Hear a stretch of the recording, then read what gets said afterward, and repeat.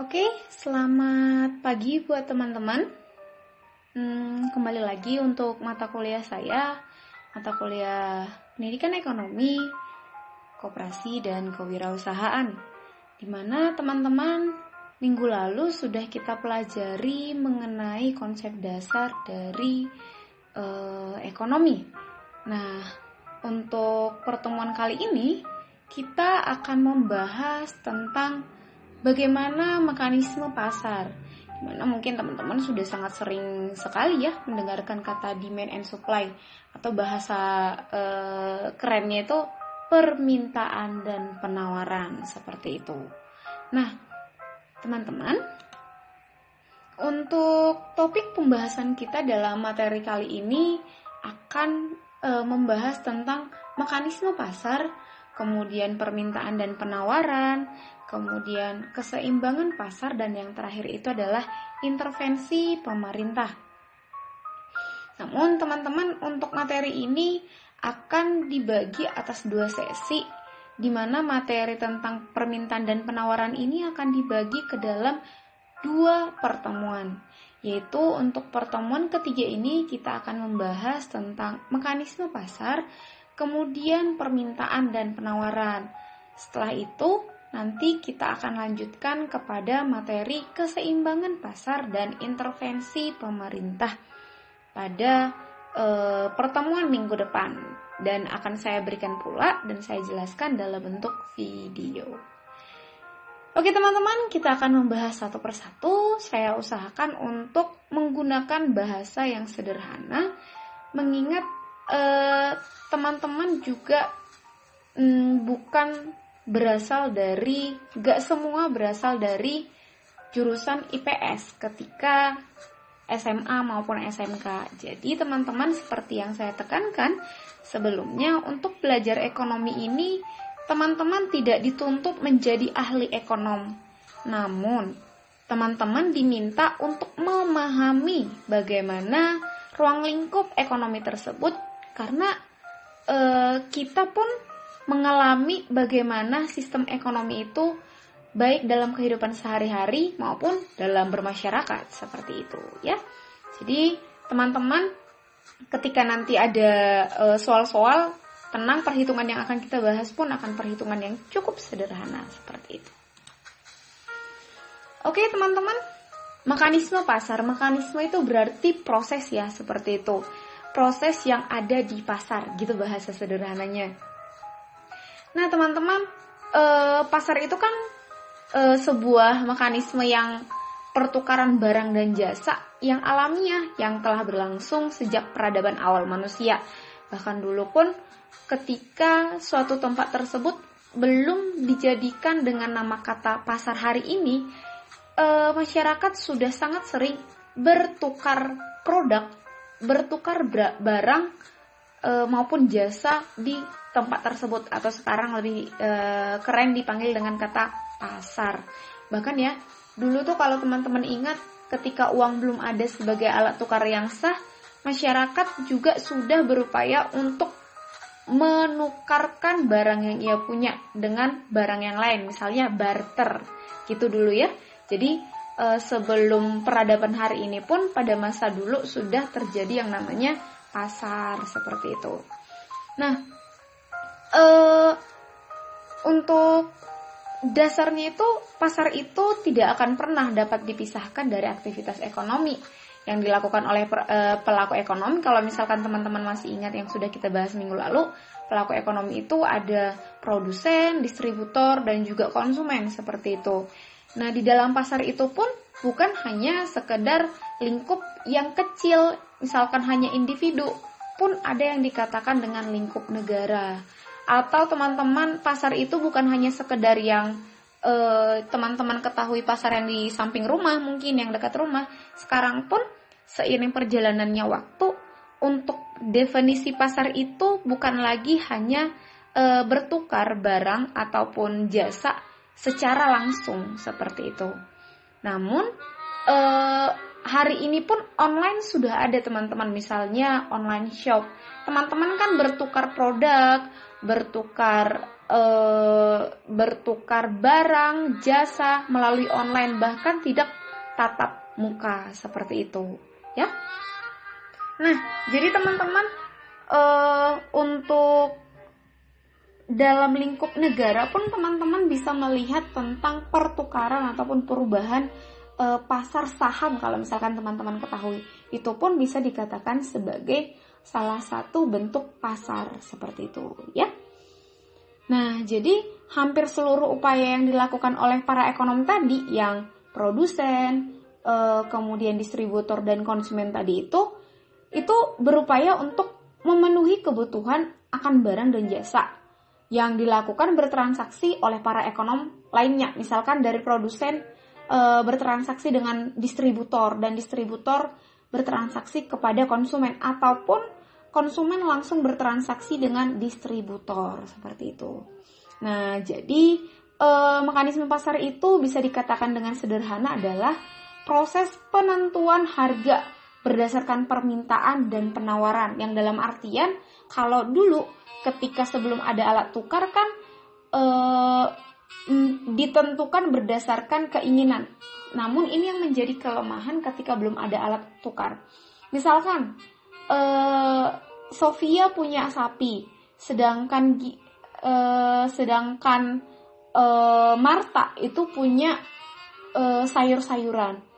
Padahal Sofia itu butuh sayur-sayuran, tidak mungkin kan sapi yang dia punya segede itu, sebernilai dan seberharga itu ditukarkan dengan sekarung sayur, hal-hal seperti itu. Nah, dengan melihat situasi seperti itu, maka terjadilah upaya untuk nego atau upaya untuk menentukan harga yang sering disebut dengan permintaan dan penawaran gitu, ya. Nah, untuk yang dilakukan oleh pelaku ekonom itu jumlah dari atau gabungan dari permintaan dan penawaran atau supply plus demand. Dimana demand itu adalah permintaan yang teman-teman ketahui sendiri juga dalam kata-kata sederhana, namun dalam hal ini akan saya jelaskan. Dimana permintaan itu adalah jumlah barang yang akan dibeli atau diminta pada tingkat harga tertentu dan waktu tertentu. Sedangkan supply itu biasanya adalah penawaran, supply gitu ya. Supply itu adalah penawaran, di mana itu adalah jumlah barang yang ditawarkan pada tingkat harga tertentu dan waktu tertentu, seperti itu ya. Dan inilah yang akan kita bahas dalam pertemuan ini tentang permintaan dan penawaran. Nah, apa sih yang menjadi faktor-faktor yang mengakibatkan permintaan rumah tangga atau kuantitas atau jumlah dari produk? Yang pertama itu adalah price atau harga, kalau kemudian itu income, taste, price and related goods, dan yang terakhir itu adalah expectation. Yang pertama itu price. Harga, teman-teman juga sudah pasti tahu berapa harganya gitu. Nah, dalam menentukan permintaan itu, apabila harga suatu barang ataupun jasa turun, maka jumlah permintaan akan naik. Dan apabila harga suatu barang atau jasa naik, maka jumlah permintaan itu akan turun. Contohnya teman-teman, ketika masa lebaran atau Natal tahun baru, biasanya cabai merah itu meroket harganya. Meroket dalam artian misalkan yang sekilo 30.000 bisa-bisa aja menjadi 50.000 seperti itu. Atau sekarang bawang bombay lagi mahal misalkan. Maka orang-orang yang biasanya beli sekilo dalam seminggu, wow, masak apa ya sekilo seminggu? Ya anggap aja sekilo sebulan gitu ya. Misalkan dalam satu rumah tangga membeli bawang bombay 1 kilo itu harga 30.000. Namun karena peningkatan harga dari bawang bombay menjadi 50.000 misalkan, maka karena harganya meningkat, si konsumen ini akan mengurangi jumlah yang akan dibeli. Jadi bisa saja dia akan beli setengah kilo 25.000, padahal biasanya dia beli 30.000 menambahi 5.000 lagi, dia sudah dapat sekilo, seperti itu ya teman-teman. Nah, jadi untuk sistem permintaan ini dapat disimpulkan bahwa harga kuantitas atau harga jumlah yang diminta berhubungan negatif dengan harga. Jadi jumlah kuantitatif, jumlah dari permintaan itu akan berhubungan negatif dengan harga produk. Nah, inilah yang biasanya disebut dengan hukum permintaan. Jadi, semakin mahal suatu barang, maka semakin sedikit orang yang akan membeli gitu, atau semakin sedikit permintaan gitu ya. Nah, yang kedua itu adalah income. Income itu adalah pendapatan. Nah, di mana penghasilan yang rendah memiliki artian bahwa pendapatan yang akan dikeluarkan atau digunakan juga rendah. Misalnya teman-teman, kita anggap teman-teman di sini adalah mahasiswa yang anak kos. Ya, anggap aja iya gitu ya. Contohnya, teman-teman diberikan kiriman jatah bulanan itu adalah 1 juta satu bulan.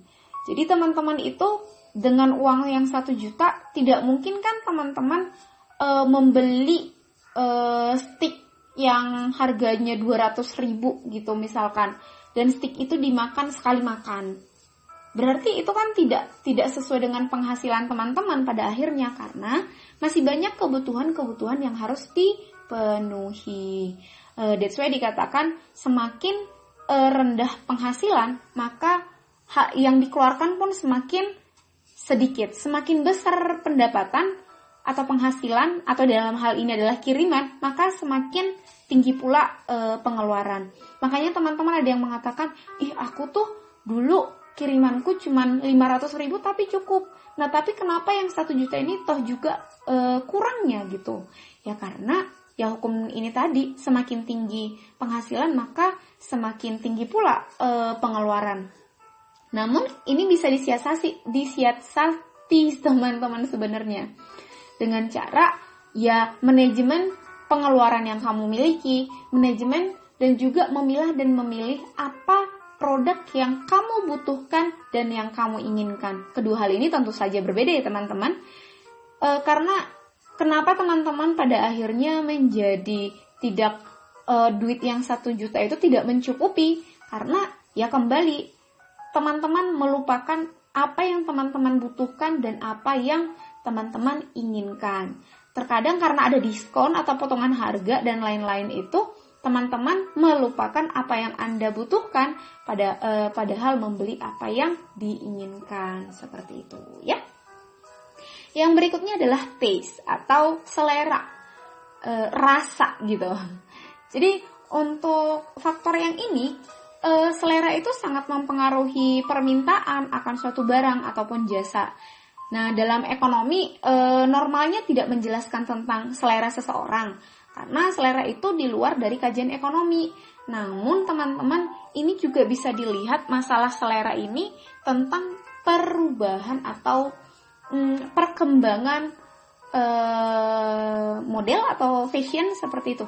Contohnya dulu tuh kan famous banget pakai baju apa sih namanya, rok canda misalkan, rok canda ya namanya, yang lapisan itu loh. Itu karena ketika itu lagi famous untuk mengenakan rok tersebut, otomatis permintaan akan meningkat karena lagi ngetren di kalangan muda ketika itu. Namun hari ini kalau misalkan ada yang menjual produk rok tersebut, ya belum tentu setinggi permintaan ketika lagi famous. Karena apa? Ini karena selera tadi. Sekarang itu baju-baju yang lagi famous itu misalkan yang pakai baju yang vintage gitu. Padahal dulu itu kan udah hal yang biasa. Namun permintaannya itu meningkat hari ini karena selera di masyarakat lagi ngetren ya yang vintage seperti itu. Walaupun sebenarnya dalam ekonomi itu tidak ada membahas tentang kajian selera ya teman-teman. Nah, yang berikutnya itu adalah price of related goods. Maksudnya di sini adalah ketika harga dari suatu barang itu jatuh dan mengurangi permintaan dari barang yang lainnya, maka barang tersebut akan disebut sebagai barang substitusi. Dan sedangkan apabila suatu barang digunakan bersamaan dengan barang lain, nah barang tersebut disebut sebagai barang komplementer. Contohnya gini teman-teman, bawang bombay tadi itu kan sebenarnya hampir sama atau bisa digantikan dengan bawang putih. Misalkan ketika harga bawang bombay yang mencapai berapa puluh ribu tadi, 50 sampai 60 ribu itu, maka orang-orang mungkin akan beralih ke bawang merah, akan meningkatkan bawang merahnya untuk menutupi atau menggantikan bawang bombay tadi. Ini yang disebut dengan substitusi, sedangkan komplementer itu adalah pelengkap. Contohnya teman-teman ini adalah power bank. Power bank ini sebenarnya kan menggantikan menggantikan charger, namun tidak bisa menggantikan secara penuh.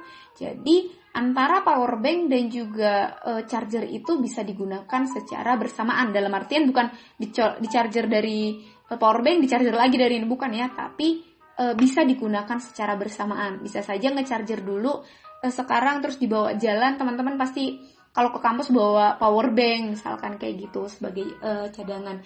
Namun si power bank tersebut tidak akan bisa bekerja tanpa si charger, karena dia juga butuh charger seperti itu. Jadi dia hanya penyimpan. Dan ini sebenarnya kan gak wajib untuk menggunakan power bank. Bisa saja kamu nge-charger di tempat lain gitu, dan ini menjadi sebenarnya bagian dari pelengkap saja. Tapi terkadang sangat dibutuhkan, apalagi zaman now. Instagraman gak nyampe berapa menit udah langsung lowbat, atau lagi nonton YouTube materi saya ini nih misalkan, gak lama setelah itu udah langsung habis misalkan baterainya gitu ya. Dan yang terakhir itu adalah expectation atau ekspektasi gitu. Nah, ekspektasi juga akan berpengaruh teman-teman terhadap permintaan. Karena jika kita mengharapkan kenaikan pendapatan di bulan berikutnya, maka kita dengan sukarela akan menghabiskan lebih banyak dari penghasilan kita untuk membeli suatu barang atau jasa. Contohnya gini, teman-teman misalkan membuka jasa apa ya? Misalkan jasa ketik. Enggak lucu sih jasa ketik lagi sekarang, apa ya? Jasa edit foto deh misalkan gitu. Terus teman-teman bulan ini hanya mendapatkan 10.000, namun ini misal ya guys, 10.000, namun ada teman kalian yang mengatakan nanti di akhir bulan aku bayar ya yang untuk ini ada kerjaan dan akan aku bayarkan di bulan depan dengan harga 20.000 atau 30.000. Jadi teman-teman sudah menganggap pendapatan di bulan ke depan itu adalah pendapatan yang bisa menutupi pengeluaran yang akan Anda lakukan. Jadi biasanya kalau misalkan semakin besar atau gini nih, bulan depan kiriman kamu naik karena sesuatu hal, misalkan entah IP kamu meningkat, atau kamu ulang tahun, atau itu dikirim sama kakak kamu, atau saudara gitu. Jadi kamu akan dengan rela menghabiskan lebih banyak dari yang biasanya. Ya kalau kamu gak pintar untuk memanajemen, tapi ini merupakan salah satu hukum dari, atau kebiasaan dari ekonomi itu sendiri, teori ekonomi itu sendiri gitu. Ya, jadi ini untuk faktor dari permintaan atas kuantitas, atas jumlah dari produk yang ditentukan. Nah, kalau misalkan digambarkan dalam sebuah kurva, yang teman-teman juga ketahui kurva itu adalah grafik, di mana kurva permintaan itu adalah grafik yang menggambarkan seberapa banyak produk tertentu yang akan dibeli oleh rumah tangga atau individu dalam hal ini pada beberapa variasi harga, dengan asumsi faktor lain itu dianggap tetap ya, misalkan dari kualitas itu tidak dipertanyakan, maksudnya dianggap nilai bebas gitu. Nah itu bisa dilihat dalam grafik ini, misalnya yang sebelah kiri itu adalah harga nelpon, sedangkan yang di bawah itu adalah jumlah atau jumlah menelponnya gitu. Di sebelah kiri kan harga, di sini jumlah kuantitas menelpon. Jadi ini dianggap sebagai salah satu diagram atau kurva permintaannya si Ana. Jadi ini adalah permintaan Ana dalam menggunakan telepon gitu. Bisa aja ini telepon genggam atau telepon rumah misalkan seperti itu. Ya, anggap aja lah ini handphone ya teman-teman. Nah, di sini bisa dilihat untuk price itu per call. Jadi harga setiap nelfon. Kalau misalkan lagi gratis, dulu waktu belum ada internet hari ini ya teman-teman. Dulu tuh kan banyak nelfon gratis gitu. Semakin banyak nelfon gratis, kuota telepon gratis kita, maka kita akan semakin sering untuk melakukan panggilan. Baik itu cuma nelfon teman dekat, orang tua, atau bahkan gabut teleponan serumah misalkan gitu. Kan ada juga yang gabut gitu kan. Nah, sedangkan untuk semakin naik harga tersebut yang awalnya gratis sekarang berbayar, misalkan $50 atau ya $0,50 atau kita anggaplah 7.500 hari ini. Otomatis semakin berbayar, kita semakin mengurangi kuantitas kita menelpon kan. Apalagi semakin mahal, $3,5 itu sekitar hampir 50.000, masuk lagi naik. Dan semakin mahal kita akan jarang untuk melakukan panggilan tersebut. Nah, ini kita andaikan hari ini. Teman-teman, dulu kan ada gratisan Facebook, teman-teman mungkin gak anak Facebook lagi ya. Sekarang aja deh paket data, paket internet yang paling kita butuhkan gitu. Semakin murah paket tersebut, semakin kita lancar jaya di internet. Untuk Axis, IM3, Smartfriend itu kan kelas-kelas sobat miskin seperti saya yang menggunakan membeli sebuah paket data itu dengan harga yang terbilang cukup relatif murah. Misalkan paket yang 1 GB itu ya katakanlah 20.000, misalkan berapa. Nah, orang-orang akan menggunakan itu dan berselancar di dunia maya dengan harga yang segitu. Namun teman-teman, kalau semisal semakin naik harganya, kayak Telkomsel, misalkan yang awalnya 50.000, sekarang 75.000, terus sekarang 75, naik ke 100, naik 150, ke 200, dan lain-lainnya, maka permintaan atas paket tersebut, jumlah kuota tersebut akan menurun. Karena apa? Harga. Jadi ini yang bisa dilihat dari grafik ini adalah semakin tinggi harga, maka permintaan itu atau jumlah yang akan dibeli itu akan semakin rendah. Seperti itu ya teman-teman.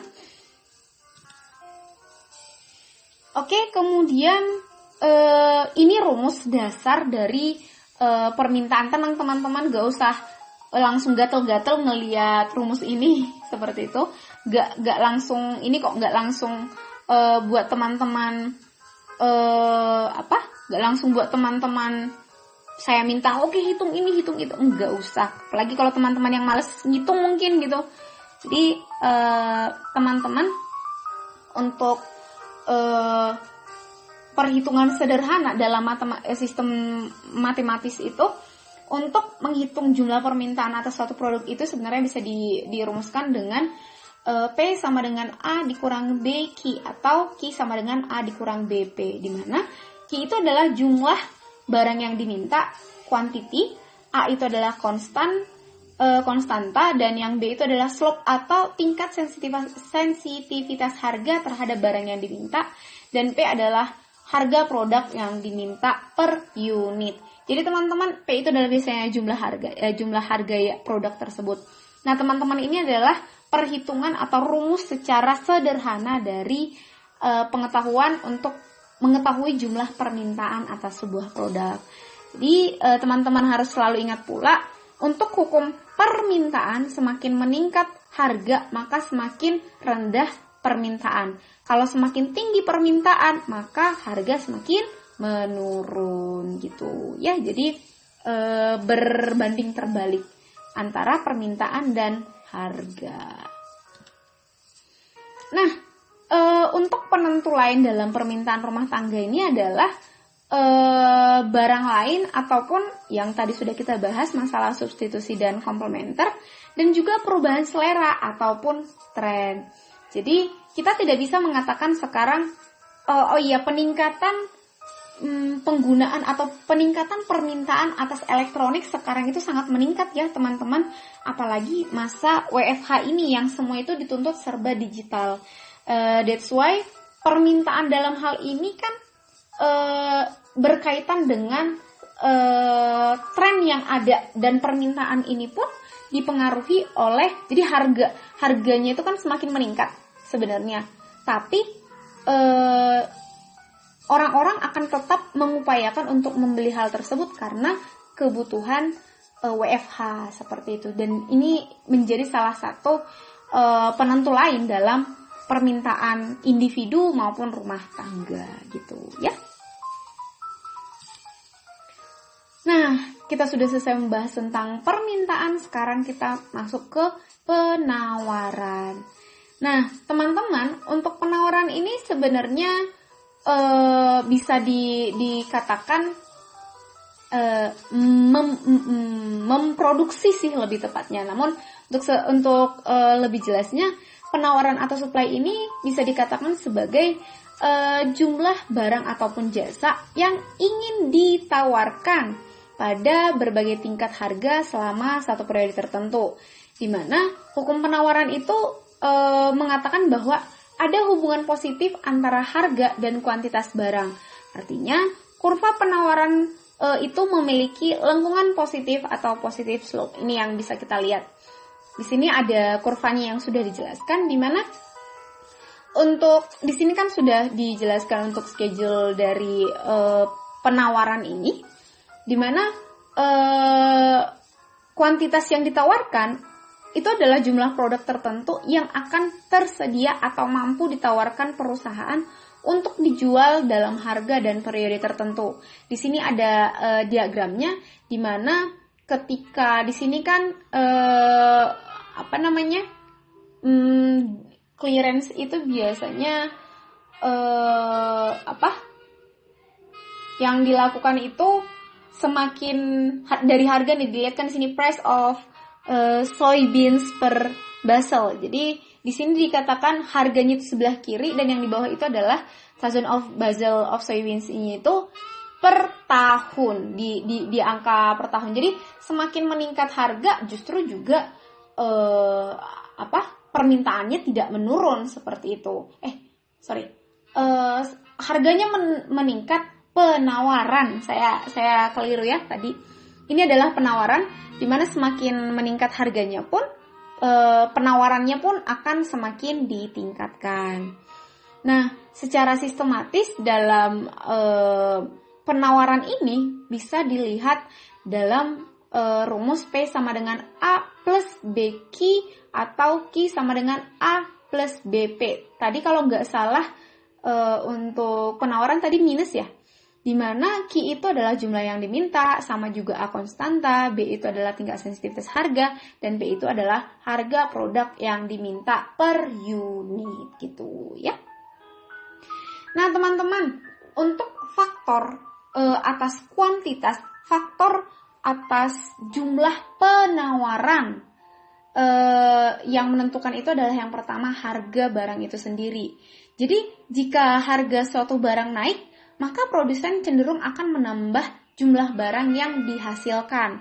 Jadi semakin mahal biasanya orang-orang bukan justru semakin sedikit memproduksinya. Ingat ya, ini dari perspektif produsen, bukan konsumen. Dan kemudian adalah biaya dan harga faktor produksi. Bila biaya produksinya meningkat, dikarenakan kenaikan harga faktor produksi atau penyebab lain, misalnya yang harga kulit, harga nikel, harga bahan-bahan lain dalam upaya produksi tadi itu meningkat, maka produsen akan mengurangi hasil produksinya gitu. Berarti penawaran barang itu pun akan berkurang. Jadi ketika semakin naik biaya faktor produksi, misalnya kayak yang sekarang yang lagi naik ya? Ya katakanlah kemarin nikel lagi naik, atau kulit aja lah ya. produksi tas misalkan yang kulit asli yang biasanya mereka mendapatkan modal 100.000 untuk satu kali 1 meter untuk kulit asli misalnya ya guys, nanti tiba-tiba dari sini yang pengrajin kulit asli, bu mana ada harga 100.000 satu kali 1 kulit asli lagi. enggak ini misalnya ya teman-teman. Jadi ketika yang 1 kali 1 itu bisa digunakan untuk membuat 2 tas seperti itu dengan harga yang 100.000, namun ketika harga kulit itu menjadi 150.000 satu kali 1, maka produsen akan mengurangi jumlah barangnya gitu. Ya. Yang berikutnya teknologi produksi, di mana kemajuan teknologi menyebabkan penurunan biaya produksi pula dan menciptakan barang-barang baru. Misalnya dulu kan orang-orang masih menggunakan handphone Samsung Galaxy yang dulu loh, yang masih 2012-2013 gitu. Yang dimana kamera depannya masih kamera depannya pun belum ada waktu itu. Hal-hal yang seperti itu. Nah ini kan ada perubahan zaman, ada perubahan teknologi yang mengakibatkan perusahaan tersebut meng-create sebuah produk yang lebih terbarukan, yang lebih modern pada akhirnya. Misalkan sekarang sudah 4G, padahal handphone lama itu masih 3G, orang-orang akan berusaha untuk membeli produk-produk yang 4G tadi. Dan pada akhirnya permintaan akan barang yang 3G, handphone yang Galaxy yang saya bilang yang tipe dulu, itu akan menurun tingkat harga atau tingkat harga. Ya salah satunya harga juga sih pasti menurun. Tingkat permintaan yang mengakibatkan penawarannya pun akan semakin sedikit gitu ya. Nah, yang berikutnya itu adalah jumlah pedagang ataupun penjual, di mana apabila jumlah penjual produk tertentu semakin banyak, maka penawaran barang tersebut akan bertambah. Tentu saja teman-teman, mungkin teman-teman pernah berpikiran kenapa sih muncul Indomaret dan Alfamart misalkan berdampingan gitu. Nah, itu kayaknya bisa jadi analisis teman-teman deh, daripada saya jelasin ya gitu. Jadi teman-teman nanti saya tidak usah menuliskan ini di dalam kolom diskusi, di forum diskusi di Flearn, tapi teman-teman silahkan memberikan tanggapan teman-teman, kenapa sih munculnya Alfamart, Indomaret, terus ditambah Alfamidi, terus deket sama Carrefour misalkan gitu, atau supermarket yang lain, itu kenapa sih muncul fenomena banyak lebih dari satu penjualan di sana? Apakah berpengaruh sebenarnya sama hal faktor penawaran ini, di mana semakin banyak penjual produk tertentu itu, maka penawaran pun akan barang tersebut akan semakin bertambah. Nanti silakan didiskusikan ya. Jadi saya minta keaktifannya teman-teman untuk kelas mandiri ini. Nanti saya akan lihat di kolom diskusi tersebut siapa yang aktif dan akan saya catat seperti biasa. Dan yang berikutnya itu adalah tujuan perusahaan.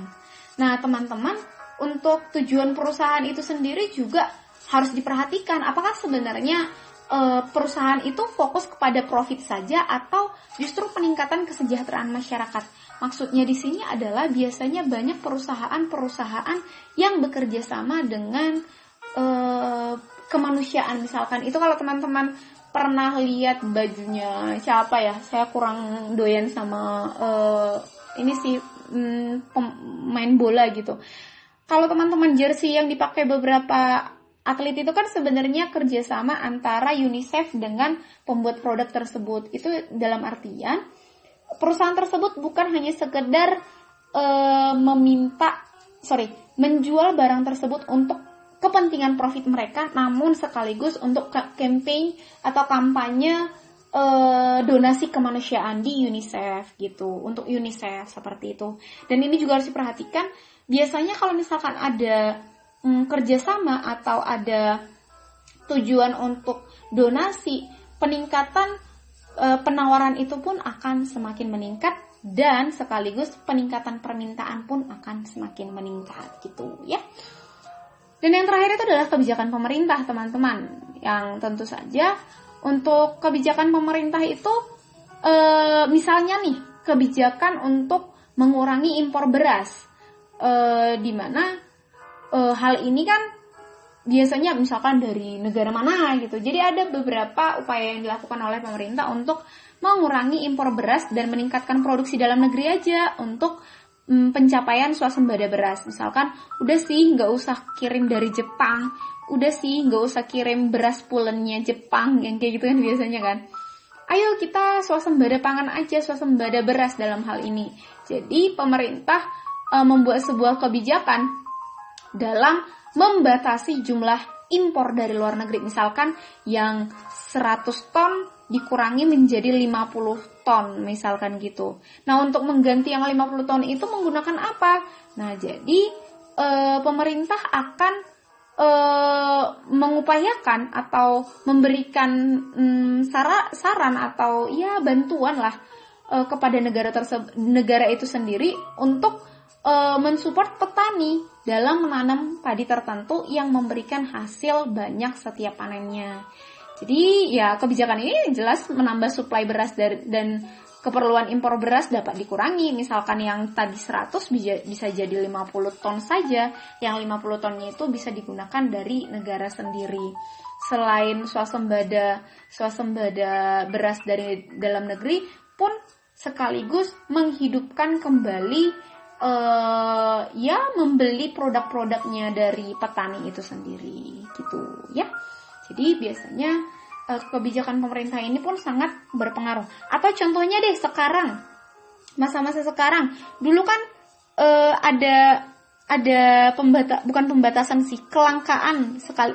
Ini dampak dari kelangkaan sih yang mengakibatkan pemerintah mengupayakan untuk mensupport UKM yang ada di Indonesia, yaitu dalam pembuatan masker. Makanya ada keinginan masyarakat Indonesia untuk membuat masker sendiri dan juga disupport oleh pemerintah dalam pemenuhan permintaan masker yang semakin meningkat, dan di mana masker itu menjadi salah satu barang wajib yang dimiliki oleh masyarakat seperti itu ya. Nah, kemudian teman-teman, kalau misalkan menentukan fungsi dari permintaan dan penawaran ini digunakan ada dua rumus, yaitu P dikurang P1 sama dengan Q dikurang Q1 per P2 dikurang P1 dan Q2 dikurang Q1. Tenang, sekali lagi saya ingatkan, gak usah gatal-gatal. Ini hanya sebatas perhitungan sederhana, hanya cocokologi lah. Ya, anak SD SMP pun sudah bisa sebenarnya untuk toh juga cuma memasuk-masukkan yang sesuai dengan rumus seperti itu, dimana P tadi itu adalah harga dan Q itu adalah permintaan. Jadi bisa diterjemahkan bahwasanya rumus dalam menentukan fungsi permintaan penawaran ini, permintaan dan penawaran, yaitu harga pertama dikurang harga dikurang harga pertama, dan quantity atau permintaan dikurang permintaan pertama per harga 2 dikurang harga 1 dan permintaan kedua dikurang permintaan 1. Wah, saya rada ini ya. Oke teman-teman, ini ada contoh soal yang sebenarnya bisa teman-teman kerjakan, sederhana sekali, dimana untuk contoh soal ini dimana ada fenomena atau ada sebuah perhitungan dimana jika harga barang itu 60, ya anggap aja 60 juta ya, atau ya 60 rupiah lah, terserah gak apa-apa, 60 rupiah per unit, maka jumlah permintaan itu 20 unit. Dan jika harga barang itu 40 per unit, maka jumlah permintaan 30 unit. Nah teman-teman diminta untuk menentukan persamaan fungsi permintaannya. Gampang ya teman-teman, silakan menggunakan hal yang di atas, hanya ya tinggal masuk-masukin, ingat yang rumus yang sudah diberikan sebelumnya gitu ya. Oke teman-teman, untuk materi pada pertemuan ini, untuk video ini sudah sampai 40 menit.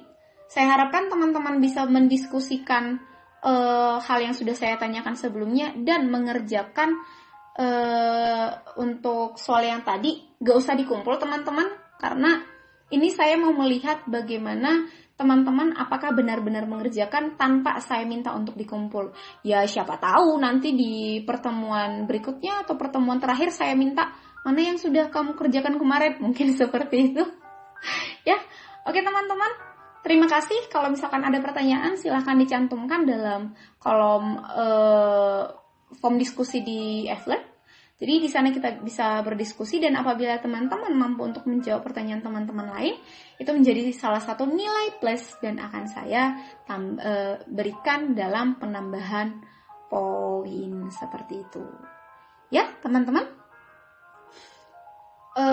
Terima kasih untuk hari ini, terima kasih untuk sudah menonton video ini dan sudah memahami materi-materi yang saya sampaikan. Akhir kata saya ucapkan terima kasih.